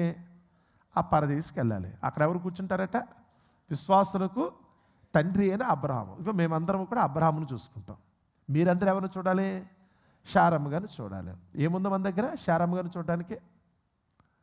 శారమ్మ గారు ఎక్కడైనా ఇంట్లోంచి బయటికి వెళ్ళటం మీరు ఎప్పుడైనా చూసారా? సింగారించుకుని పెళ్ళిళ్ళకి వెళ్దాం, పేరంటానికి వెళ్దాం అనుకున్నారా? భర్త ఎక్కడికి వెళ్తే అక్కడికి వెళ్ళిపోయారు. భర్త ఏది చెప్తే అది చేస్తే. పెద్ద చదువుకున్నదేం కాదండి, పెద్ద అమాయకురాలు కూడా. ఒక విధంగా చెప్పాలనుకుంటే కనుక శారమ్మ గారి దగ్గరికి వస్తే మీకున్నంత తెలివి, ఆనందతనం ఆవిడ దగ్గర లేదు. 18వ అధ్యాయం ఆదికాండంలో అయితే కనుక దేవుడు అక్కడ ఇంటికి భోజనానికి వచ్చినప్పుడు భర్త చెప్పాడట, నువ్వు కానీ వెళ్ళి అర్జెంటుగా నువ్వు భోజనం సిద్ధపరచాడంట. ఇప్పుడు మిట్ట మధ్యాహ్నం 12 గంటలకి. అప్పటికే అలా తినేసి గిన్నెలు కడిగేసి కూర్చున్నారు. ఈ గిన్నెలు కడిగేసి కూర్చున్న టైంలో వాళ్ళు వచ్చారు. వాళ్ళు వస్తే కనుక భర్త చెప్పాడట, నువ్వు వెళ్ళి అర్జెంటుగా సిద్ధపరచు, నేను వెళ్ళైతే కనుక ఆ దూడను తీసుకొస్తాను, నువ్వైతే కనుక పిండి పిసిచేసాను. మారు మాట మాట్లాడకుండా ఆమె ఏం చేసింది? వచ్చిన అతిథులకైతే కనుక భోజనం పట్టించింది. మీరు భర్త కనుక చెప్పాడు అనుకో, అయ్యి మా ఫ్రెండ్ వచ్చాడు, మా చుట్టం వచ్చాడు, లేకపోతే కనుక మా అనగానే సర్లే నేను వెళ్ళి ఆ హోటల్కి వెళ్ళి తీసుకొచ్చేస్తానులే, ఆ కర్రీ పాయింట్కి వెళ్ళి వచ్చేస్తానులే. ఇంతేగా మీరు చూసే చూపదేగా. ఇలా కొంతమంది అయితే కనుక కలజోళ్ళు కనపడుతుందా? కనపట్లేదు అనుకుంటా, చూపిస్తా, ఏదో మాట చెప్పారు అనుకోండి, ఇంతేనండి అనగానే భర్తకి వణుకొచ్చేస్తుంది ఈరోజు. ఏం అలరి చేసి ఇప్పుడు వండుతుంది తర్వాత సంగతే. వాళ్ళందరి ముందు అయితే కనుక గిన్నె నేలకేసి కొట్టేస్తుంది అనుకోండి, ఏమైపోద్ది? పరుగుపోద్ది. ఈరోజు నాకు తెలిసి 199% మంది కాపురాలు వాళ్ళ భర్తలు కేవలం పరువు పోగొట్టుకోవటం ఇష్టం లేక, వాళ్ళ పరువు పోగొట్టుకోవడం ఇష్టం లేక భార్యకైతే కనుక ఏం చేస్తారు? ఈరోజు భర్తల వల్లే కాపురాలు జరుగుతున్నాయి. ఈరోజు భార్యల వల్ల కాపురాలు జరగట్లేదండి. ఈరోజు భర్తల వల్లనే వాళ్ళు ఓపిక, వాళ్ళు ఓర్పు, ఒక విధంగా చెప్పాలనుకుంటే కనుక ఓర్పు. ఎందుకంటే కనుక ఏమన్నా అంటే కనుక అరవటం మొదలు పెడుతున్నారు. ఒక్కసారి కనుక ఇంట్లో ఆడితే కనుక అలర పెట్టిందనుకుంటే కుటుంబ గౌరవం అంతా కూడా ఏమైపోద్దో తెలుసా? సర్వనాశనం అయిపోద్ది. ఎందుకు? ఇలా బయట వెళ్ళిగా కష్టపడుతున్నాను, బయట వెళ్ళి అలాగే చెమటోడుస్తున్నాను, బయట వెళ్ళిగా నిందల అవమానాలు పడుతున్నాను, అదేదో ఇంట్లో కూడా అయిపోతే కనుక కాము అయిపోద్ది. ఎందుకు గొడవ? ఈరోజైతే కనుక వెంటనే సీరియస్గా చూస్తున్నారు. కానీ శారమ్మ గారు అలా లేదండి. శారమ్మ గారు అలా లేదండి. ఆ 18వ అధ్యాయం చదువుతున్నప్పుడు అయితే కనుక ఏమో ఎలాంటి భార్య దొరికితే ఎంత బాగుంటుంది. వెళ్ళైతే కనుక అక్కడ చెప్తున్నమాట, నువ్వు వెళ్ళి గబగబా రొట్టెలు చేయి, నేను వెళ్ళైతే కనుక అది దూడనైతే కనుక ప్రిపేర్ చేసి తీసుకొస్తానట. ఆ రోజైతే కనుక వచ్చిన దేవదూతలు అయితే కనుక వారి దగ్గర సుష్టిగా భోజనం చేస్తారు. ఆ రోజే వచ్చింది దీవెన వాళ్ళకి. అప్పుడే వచ్చింది కదా వాగ్దానం కూడా. అదే వచ్చే ఏటికి నీ కౌగిట్లో అయితే కనుక బిడ్డ ఉంటాడు. ఆ రోజే వచ్చింది వాగ్దానం. ఆవిడ అలా చేసింది కనుకనే 90 ఏళ్ల వయసులో ఆమె అయితే కనుక గర్భం దాల్చింది. ఆమెకి ఆశ్చర్యం అనిపించింది. నేను ముసలిదాని నేను 90 ఏళ్ల ప్రాయంలో నేనైతే కనుక గర్భం దాలిస్తే కనుక వినువారెల్లా నన్ను చూసి ఏమవుతారు? నవ్వుకుంటారు కదా, నన్ను నవ్వుకుంటారు కదా. ఎస్, నవ్వితే నవ్వనే. నాకైతే కనుక ఈరోజైతే నా కోరిక తీరింది కదా. ఈరోజు మన దగ్గరికి వచ్చినప్పుడు కూడా మీరు కూడా ఎన్నో చేస్తున్నారు, దేవుణ్ణి అడుగుతున్నారు, కానీ అడిగే దాంట్లో అర్థం లేదండి, వినేం లేదండి. దేవుడు మీ కోరిన కోరికనే అయితే కనుక అది సమంజసంగా ఉందని నేను అనుకోవట్లేదు. అది యాక్సెప్టబుల్గా లేదు. అది చెప్పాలనుకుంటే కనుక అంగీకరించేటట్టుగా లేదు. ఎందుకంటే మీ ప్రవర్తన బాల. లేకపోతే ఇలా ఏడవక్కర్లేదండి, మీరు ఇలా ఉండకూడదండి. మీ కుటుంబాలు అయితే కనుక ఇలా కన్నీటితో ఉండే పరిస్థితి కాదండి. అందరూ చెప్తారు, ప్రతి ఒక్కరికి ఇదే బాధ ఉంది. ప్రతి ఒక్కరి కారణం మీ దగ్గర ఉండవలసిన మీ గుణ లక్షణాలు అవి లేవు. ఇదే కరెక్ట్ అనుకుంటారు మీరు బతికేది ఏది నిజం కాదు. మీ రోజు ఇక్కడ కూర్చున్న మీలో ఎవరూ కూడా దేవుని కోరుకున్న వ్యక్తులు ఒక్కరు కూడా లేరు. మీరేమనుకున్నట్టే కనుక పక్కను చూసి పోలికి పెట్టుకుని వాళ్ళకంటే నేను బెటర్ కదా, వాళ్ళైతే కనుక ప్రార్థనకు రావట్లేదు, నేను వస్తున్నాను కదా, ఒకరోజన్నా వస్తున్నాను కదా. మీకెందుకు ఏమనుకుంటారు? మీరు ఆదివారం వస్తున్నారు, మేమైతే కనుక పొద్దున్న సాయంత్రం కూడా వస్తున్నాం కదా. మీరైతే వచ్చి కూర్చుంటున్నారు, మేమైతే పాటలు కూడా పాడుతున్నాం. ఇది ఒకరు చూసి ఒకరు పొగుడుతున్నారు, కానీ ఇవన్నీ ఎవరికి కావాలి? ముందు అసలు మీరు కరెక్ట్గా ఉన్నారు లేదనే సంగతి మొదట మార్కులు వేసేది ఎవరో తెలుసా? మీ తల్లి తండ్రి, లేకపోతే మీరు కట్టుకున్న భర్త భార్య, లేకపోతే మీ బిడ్డలే మీకు మొట్టమొదటి మార్కులు వేస్తారు. నిజంగా మీరు కరెక్ట్గా ఉన్నారు లేదనే సంగతి మొదటి సాక్ష్యం మీరు అక్కడి నుంచి పొందాలి. మీరు మార్పు చెందారా లేదనే సంగతి ఇక్కడికి వస్తే నటిస్తారా? నా ముందు అందరూ కూడా అయితే కనుక వినయంగా కూర్చున్నారు, ఇది నిజమని నేను అన్ను. నిజంగా సాక్ష్యం ఎక్కడి నుంచి రావాలి? నా భార్య ఏమని కానీ తన భక్తి వేరండి బాబు. నేను ఎంత చేసినామో, నేను చేయకుండా తప్పులన్నీ చేస్తున్నాను, కానీ అయినప్పుడు కూడా మహాతల్లి నన్ను చూసి ఓర్చుకుంటుంది. నన్నైతే కనుక ఎంత భరిస్తుందనండి. తప్పండి పాస్టర్ గారు, నేను చేసేది తప్పండి, మారుతానండి. నేను ఎంతోమంది సాక్ష్యాలు విన్నాను. మారేనే అలాగా. భార్యలను బట్టి మారిన వాళ్ళు ఉన్నారు, భర్తలను బట్టి మారిన వాళ్ళు ఉన్నారు. ఈరోజైతే కనుక బిడ్డలను బట్టి మారిన వారు ఉన్నారు, చిన్న పిల్లల్ని బట్టి. వాళ్ళ ముందు పిల్లలు మారి తల్లిదండ్రులు మార్చుకున్న వాళ్ళు చాలామందిని చూస్తాను. ఈరోజు మీ దగ్గరికి వచ్చినప్పుడు కూడా అంతే. ముందు మీరు మార్పు చెందారన్న సంగతి నేను ఇక్కడ కూర్చుని నేను చెప్పటం కంటే కూడా రోజు మీతో ఉన్న వాళ్ళు మిమ్మల్ని చూసైతే కనుక చెప్పే సాక్ష్యం కరెక్ట్. వాళ్ళు చెప్పే సాక్ష్యం నీ కుటుంబీకులు నీ మీద శత్రుత్వం ఉండదు, వాళ్ళకే నువ్వు జీవించే జీవితం అది. ఇక్కడైతే కనుక షారాకు మీరు పిల్లలయ్యేటట్టుగా ఉండాలి. ఆ షారా ఏంటి? ఆవిడ జీవితం ఏంటి? ఎలా బ్రతికింది? భర్త ఒక మాట చెప్పాడు అనుకుంటే కనుక ఎస్, గొడవ పడద్దండి. అందులో చుట్టాల ముందు అసలు గొడవ పడకండి. గెస్ట్లు వచ్చినప్పుడు అసలు గొడవ పడకండి. గెస్ట్లు వచ్చినప్పుడు అయితే కనుక గొడవ పడకండి. ఏదో మొన్న 3 రోజుల క్రితం అయితే కనుక 4 రోజుల క్రితం ఏదో సందర్భం వస్తే మన పిల్లోడు రమణ అయితే కనుక ఒక మాట చెప్తున్నాడు. ఎవరో ఇంటికి పనికి వెళ్ళాడు. ఆయన పనికి వెళ్తే కనుక ఆ ఇంట్లో ఉన్న ఆయన అయితే కనుక అలా ఆవిడికి చెప్పాడంట, ఏమై నువ్వు టీ పెట్టి లోపు నేను వెళ్ళి టిఫిన్ పట్టుకొస్తాను, పని చేస్తారు కదా అని. ఆ సమయంలో అప్పటివరకు గిన్నెలు కడుక్కుంటున్న ఆవిడైతే కనుక వచ్చి పిలిస్తాడంట. ఏంటని వచ్చిందంట, నువ్వు టీ పెట్టు నేను టిఫిన్ పట్టుకొస్తాను అందంట. ఆవిడైతే కనుక ఆయనైతే ఎలా చూస్తుందంట, దెబ్బకి టిఫిన్ లేదు టీ లేదట. పాప వీళ్ళేం పని చేసుకునే వాళ్ళు కదా, ఆ వైరింగ్లో ఆ పైపులు బిగించడానికి వెళ్ళి ఉంటాడు రమణ. ఆడికి వెళ్ళినప్పుడైతే కనుక దెబ్బకైతే కనుక సైలెంట్ అయిపోయాడు. అన్నగారిని ఒకరోజు మీరు ప్రసంగం చెప్పారు కదా, కొంతమంది కళ్ళతోనే వాళ్ళ భర్తలను కంట్రోల్ చేస్తారని. మీరు చెప్పింది చెప్పినట్టు నేను చూశానండి ఆ రోజు అన్నాడు. నువ్వే కాదు బాబు, జాగ్రత్త, మీ ఆవిడ కూడా అయితే కనుక నిన్ను కూడా కళ్ళతో కంట్రోల్ చేస్తుందేమో, ఆ పరిస్థితి తెచ్చుకోకండి అన్న. ఎందుకంటే వీక్నెస్ను గుర్తుపెడితే, బలహీనతను బట్టయితే కనుక ఈరోజు అలా చేసేవాళ్ళు ఉన్నారు. మీ అందరికీ చెప్తున్నాను, దయచేసి ఆ పని చేయకండి. ఇంటికి వచ్చిన వారు ఎవరన్నా కానీ మనకు అతిథులు. మళ్ళీ చెప్పాను, ఎవరి రూపాయలు వస్తారట. అబ్రహాం అయితే కనుక దారంట పోయేవాళ్ళు. అడిగి వెళ్ళినప్పుడు మనం చూపించారు, ఆ స్థలం చూపించారు. నిర్మానుష్యంగా ఉంది, అటు ఇటు ఏమీ లేవు, ఒక అరణ్యములేగా ఉంది. ఒకటి చెప్తే ఎడారిలే ఉంది. అందులో అయితే కనుక సింధూరం వనం అంటే చెట్లు ఉండే. ఇప్పుడైతే కనుక అవి లేదని మామూలు వేరే మొక్కలు ఉన్నాయి. ఇక్కడే అబ్రహాం అయితే కనుక ఉన్నాడు. ఆ టైంలోనే ఈ దారంటనే వచ్చారు, 3 మనుషులు వచ్చారు. అప్పుడే అబ్రహాం అయితే కనుక ఇలా చేశారని చూపించారు. దారంట పోయి వెళితే మనకెందుకని అబ్రహాం కూర్చోలేదు. ఆయన ఏమనుకున్నాడు తెలుసా? వచ్చిన వారు దేవదూతలు, వారు ఆతిథ్యం ఇవ్వాలని ఉద్దేశంతో అయితే కనుక అయ్యలారా మీరు వచ్చేతే కనుక నా ఇంట్లో కాళ్ళు కడుక్కోండి, కొంచెం మంచినీళ్ళు ఇస్తాను తాగి కూర్చుంటే.